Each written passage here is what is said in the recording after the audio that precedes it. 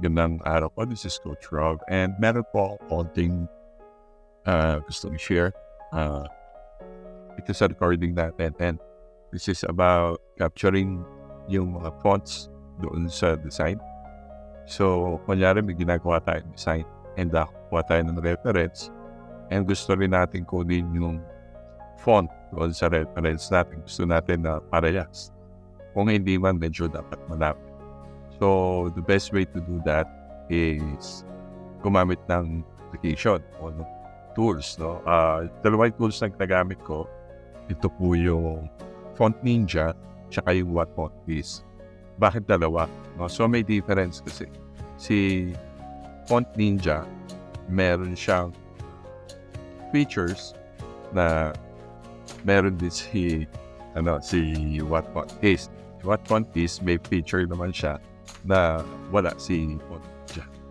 So, pwede naman gamitin si Wattfontis na lang para isa lang. Pero, sometimes, prefer ko rin si Font Ninja kasi doon sa feature niya, meron akong gusto na wala doon sa feature ni Wattfontis. Okay? So, makikita natin ngayon kung ano yung difference at saka paano sila ginagamit. So, ginawa ko po ito kasi para po mapanood ninyo, makita ninyo at magamit po. So, itong mga tools na to ay napaka-helpful, no? Lalo na sa ating designer pagka gumagawa ng design. So, nag-open po ako dito ng Canva and from here, kita natin yung pong ating canvas. No? So, lalabas tayo dito, pupunta ako sa Pinterest. Actually, galing ako sa Behance, no? Pero sa Pinterest, tingin tayo at may nakita na isang design na gusto kong gayahin o gawing reference. So, ito po yun. Itong image na to. Yan. So, itong image na to, may mga text po siya. And since hindi ko alam kung ano itong text na to, dito ngayon lalabas yung power tool na kailangan natin. So, itong mga tool na to, kaysa mga hula pa tayo, isa-isa natin yan, mas mabilis po natin makukuha yan. So, unahin natin si Font Ninja. So, si Font Ninja po, nandoon na po siya nakakabit sa extension po, no? So, sa browser extension, para mas mabilis. Yung pag-click ko lang siya, available target siya. Ayan. No? So, actually, ito ginamit ko na kanina. Check ako. And ngayon, makikita rin natin. So, pag po ang chinek mo po na text ay yung available text o yung pong mga text na hindi po naka-design or hindi nakakabit sa design o nakabit sa design, yung po ay nakikita ni Font Ninja. No? So, katulad dito, yan, sinasabi niya po agad kung anong klaseng text, anong style, ano yung size, no?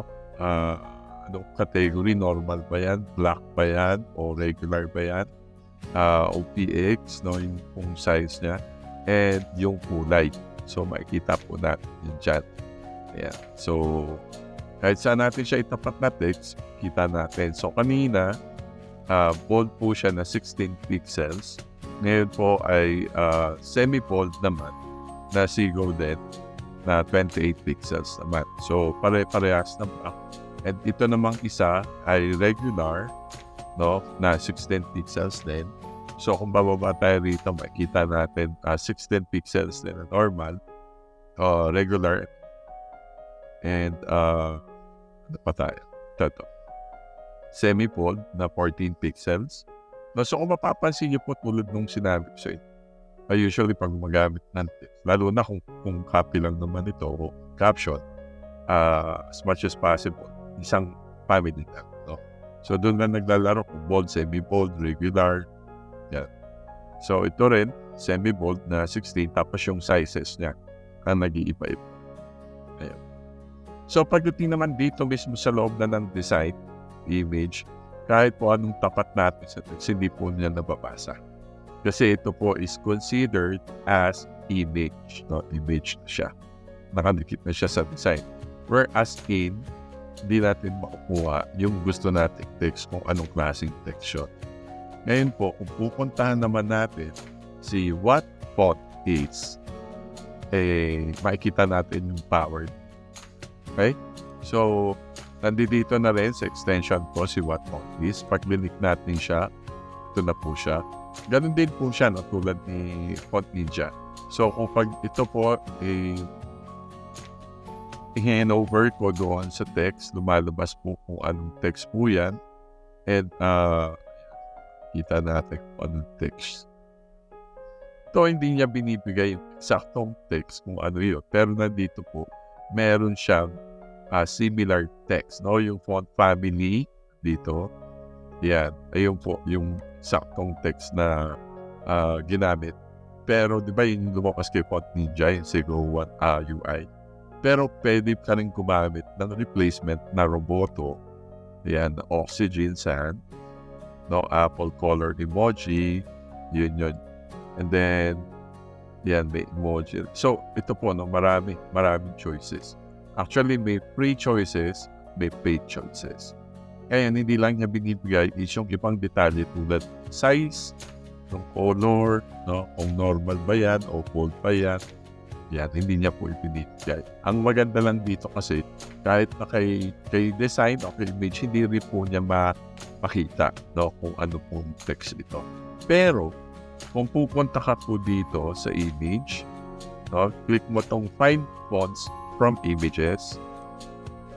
Yan. So, may lalabas po dito na rectangle at kunin po natin yung text. No? So, yun lang mismong text po ang kunin nyo. Wala na po. So, para mas maganda. Yun lang yung makukuha ng text. Okay?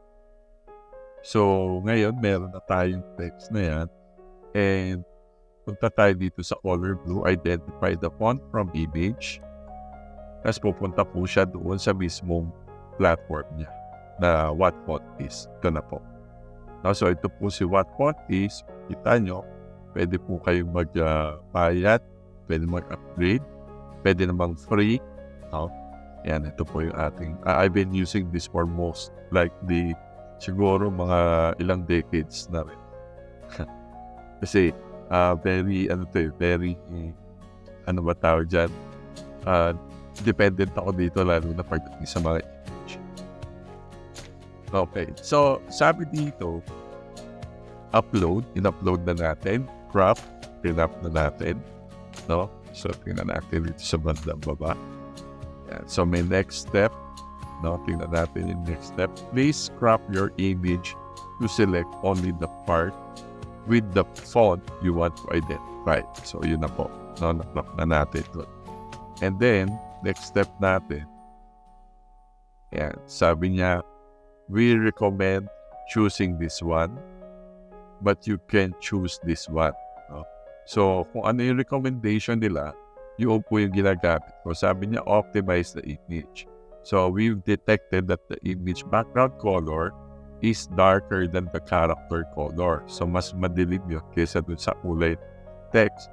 No? So, please select the image with text more clear, character color darker. So, ito yung character color, dapat mas darker. Kaya ito yung recommendation niya. So, ito yung ating kukunin. So, i-click natin ito. Sabi niya, ayan, please select, no? Ngayon, nandito na tayo sa pipiling natin. So, we have detected that some letters are invalid. To improve the results, we have disabled these letters. If this is an error, you can delete all the letters. Okay? So, dito, wala naman to. So, X siya. Hindi natin makita. Ito naman is letter R. So, ito hindi niya alam kung anong text ito. So, pwede natin itong kunin. Ilagay natin dito. Pagsamahin natin sila. So, ayun, nakita nyo yung letter I na siya. Tapos, gawin natin dito is letter I. Yan, type nyo yung letter I doon para mas mabilis niya mabasa. Tapos, letter T, letter M, letter O.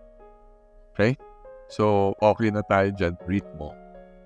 And then, next step, click natin to. Please wait now. Yan. So, ito po, pinigay niya na sa atin ano yung font no, na nag-match doon sa nasa design, nasa text, nasa image. And meron tayo rito mga paid text. Yan po ang mga paid text. No? So, merong sinasabi niyo naman yung pangalan. Ayan. So, tingnan natin kung may makita tayong free. Ito po may free. Yan, Nonito Extra Bold. Okay. So, kunin natin yan, download. Or, kung hindi mo siya makuha dyan, kasi may, free for personal use. Nonito Extra Bold. Kunin naman natin siya dito. So, what tayo ng panibago URL. So, Nonito Bold. No? So, yeah. Nito font family download. So, font family siya. Po siya. Tingnan natin kung makatotohanan. Kasi minsan hindi makatotohanan. So, ayun. So, medyo parang nakaiba siya. Ayan. Ay, so may Nonito Black, Nonito Bold, Extra Bold. So, pwede natin i-download to since ito ay free. No? Download font for free. Natin. Close natin. Ayun na. So, nag-download na tayo. And then, open natin to.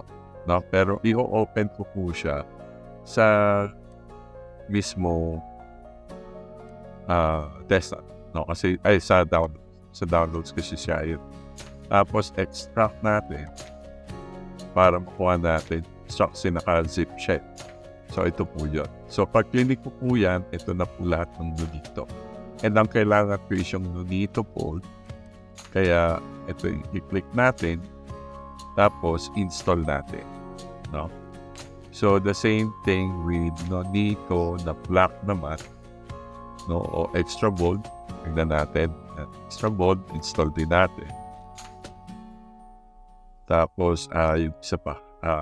Extra black. Tignan natin. Semi-bold, regular, black.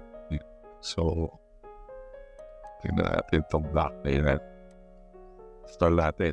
So, once na naka-install na po siya, off natin yan. Balikan po natin si Untitled Design. Di ba? Tapos po, kunin pala muna natin itong ating nasa Pinterest. So, right-click, save image as.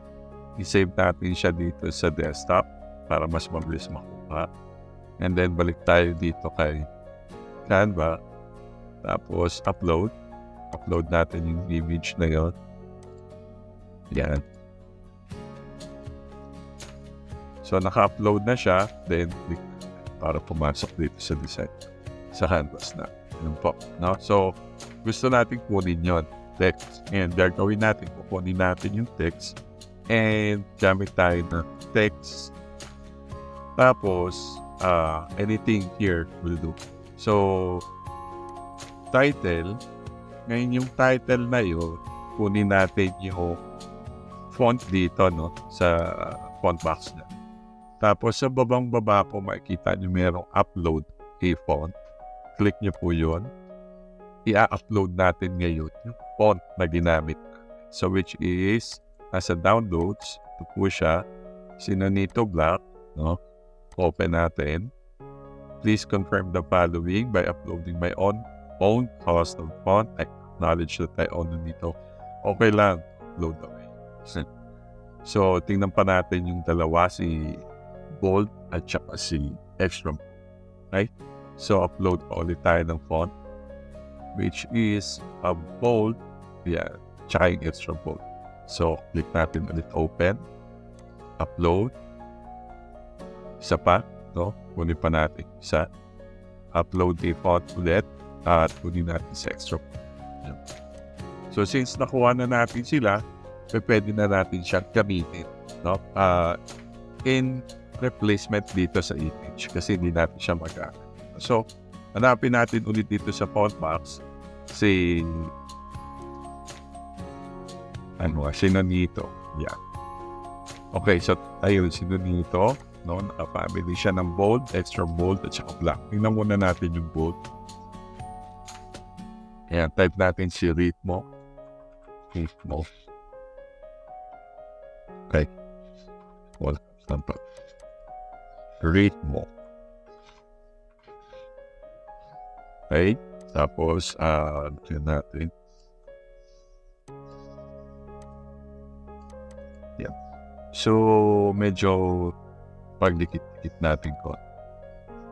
Tulad nung nandoon sa mismong image. So, medyo parehas niya na.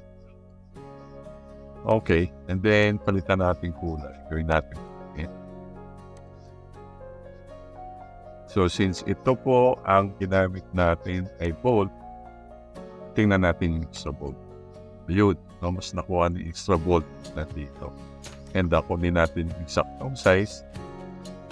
Yan po. So, meron na tayong parehas na text. Though hindi naman natin alam kung ano talaga yun. Pero dahil po sa tulong ni What Font is, nakuha po natin tamang text. Ito po ay kung gusto nyo lang gayahin text na ginamit dun sa design na gusto nyong gawing reference. No? Gawing reference hindi gawing markup. No? Gawing reference. Okay. So, kunyari, product ko rito, sabihin natin itong headphone, which is kunyari, ang pangalan ng headphone sabi mo ng raw.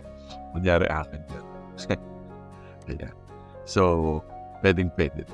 Ngayon, kung gusto mo itong palitan, pwede rin. Pero, sa ibang na natin gawin yan. Sa ibang tutorial. Okay? So, I hope you learned from this short crash course or short na tutorial. And I will be doing a lot of this, no, para po sa ating community. Okay? Maraming salamat po and God bless po sa lahat. To God all the glory, no? And to God be all the glory and praises. Sa kanya po galing yung mga skits. So guys, kita-kits po tayo sa susunod na tutorial.